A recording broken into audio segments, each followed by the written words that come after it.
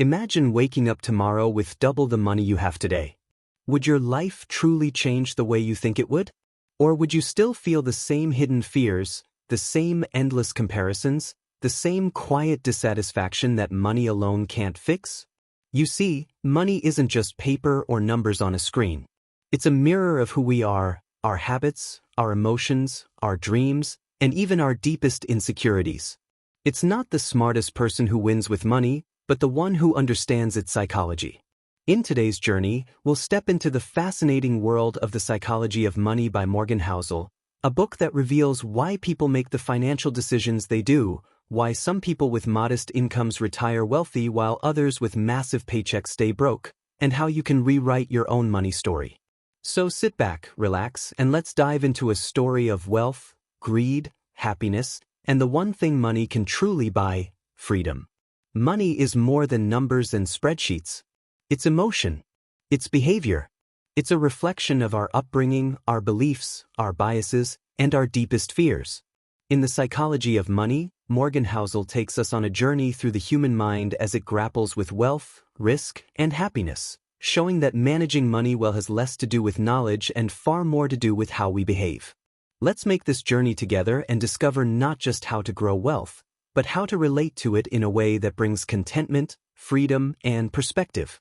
From the very beginning, we learn that handling money wisely is not about being a math genius, but about managing our own behaviors.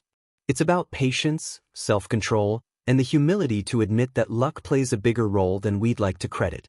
Think about this. Warren Buffett built his fortune over decades, not from sudden strokes of genius, but from consistency, saving, investing, staying calm in chaos. Why is that so rare? Because humans are wired for instant gratification, for the thrill of the new. But good money decisions often require doing boring, repetitive things over and over again, resisting splurges, avoiding debt, reinvesting returns. Consider the plot twist. Your neighbor buys a flashy sports car and posts selfies, but the next day they're struggling to pay rent. Social media turns every discussion into a performance, and we often mistake others' highlight reels for their whole story. We compare our behind the scenes to everyone else's spotlight. And when we chase illusions, we end up overspending and underinvesting. Over time, those tiny differences in saving, setting aside just a little more, can compound into something massive. A consistent 8% annual return over 30 years transforms $10,000 into $100,000. But if you come in late or start late, you lose decades of compounding. It's not sexy, but it's powerful. Then there's the idea of enough. For some, enough is a target, maybe a Lamborghini, a mansion, or exotic vacations. But there's beauty in realizing that once your wealth meets your needs, more is no longer beneficial. Indeed, chasing more can lead to endless stress and anxiety, keeping you locked in a hamster wheel of comparison. You risk losing the very things money should help preserve: your time, your peace, your family. By defining your enough, you gain clarity. You stop measuring wealth solely by bank balance and start measuring it by the richness of your life. Compounding gets interesting when you consider time. Money isn't just money, it's time itself. When you invest early, you're buying years ahead, earning returns on returns. But this only works when you remain in the game. That means avoiding reckless risk and catastrophic mistakes that derail your future. Warren Buffett says his favorite holding period is forever.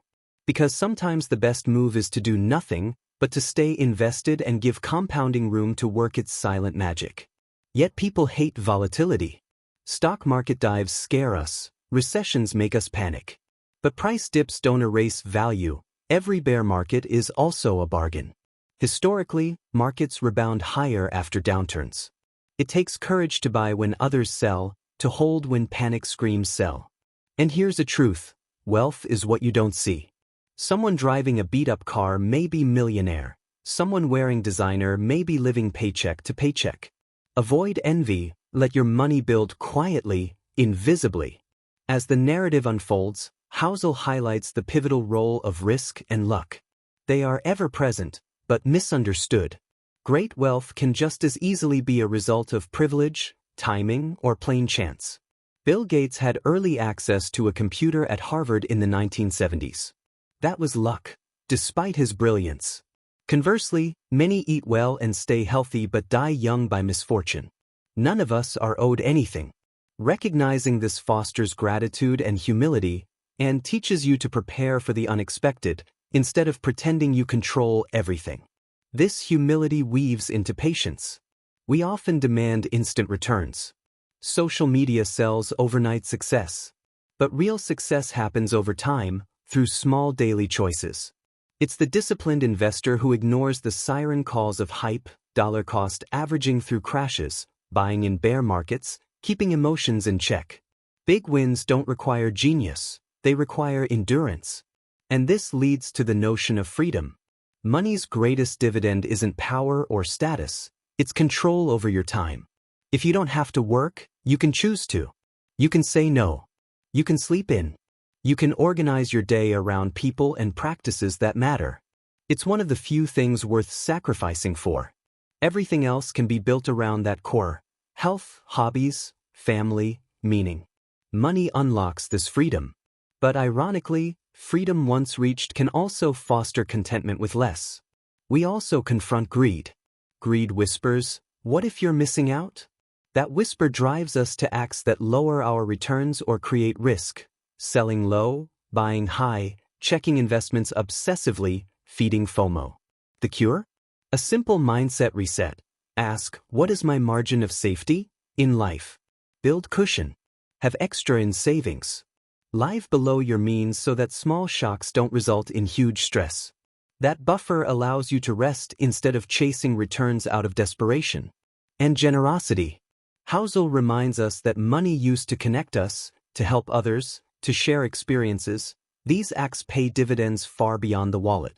You can be rich and stingy, or rich and generous. Generosity creates positivity and legacy. Beyond our years, it's what remains meaningful. Your kids, community, 'cause they will remember that you gave, you cared, you contributed, not the numerical value of your portfolio. Money's story becomes more compelling when we realize it's always, and, not, or. One can chase returns and preserve capital, can save and enjoy, can invest and give, can prepare and live. It's not an all-or-nothing game. It's a balanced approach. A personal path. Because at its core, money is personal. We've all experienced it differently. Some grew up poor and hoard, others grew up rich and splurge. No formula fits all. Good investing understands where you're coming from, then builds the plan you can stick with for decades. As we reach the end, Housel circles back to behavior. Successful money management demands more self-awareness than technical intelligence. It requires slow breathing and fast brain, not frenzy. It depends on the mental fortitude to accept that you might be wrong, that markets will test your resolve, and that the only control you have is over your actions, not outcomes. You can't predict, but you can prepare. You can't win every day, but you can win through consistency. So what do we take away? Here are the silent whispers Housel leaves us with: spend less than you earn, always. Live with room for error, real error. Don't overestimate what you can do in a year, but don't underestimate what you can do in a decade. Be patient. The strongest roots grow in silent darkness. Don't trade what you really want now for something you may never get, and never measure wealth by what others have, but by how much choice it gives you in crafting a meaningful life. This isn't just money advice. It's life advice. Because at its best, money is freedom. It's security. It's possibility. But at its worst, when misunderstood or abused, it can steal your time, peace, relationships, even your self-worth. The psychology of money invites us to build a relationship with money that transcends fear and envy, anchors us in values, and aligns with what we truly care about. With humility for what we can't predict, with courage for what we can control, and with patience for a story that unfolds through years, not headlines, we can use money not as a destination, but as a tool to live a life rich in meaning, in calm, and in connection. So, what did we really learn today? That money is not about numbers. It's about behavior. It's about knowing what's enough, building patience in a world that demands speed, respecting the role of luck, and focusing on what truly matters. At the end of the day, wealth is not the car you drive or the house you flaunt. Real wealth is invisible. It's the calm that comes from knowing you don't need to impress anyone. It's the freedom to wake up every day and choose how you spend your time. It's the quiet power of being content. If there's one thing you take away from the psychology of money, let it be this. Don't just chase more, chase meaning. Don't just aim to look rich, aim to live rich. Rich in time, in peace, in purpose. Because money, when understood, becomes more than a tool. It becomes a way to design a life that feels whole. Thank you for joining me on this journey into the hidden truths of money. If this resonated with you, stay tuned for more insights that will change the way you see wealth, happiness, and life itself. Until then, remember, true wealth is not about what you have, but about what you can afford to walk away from.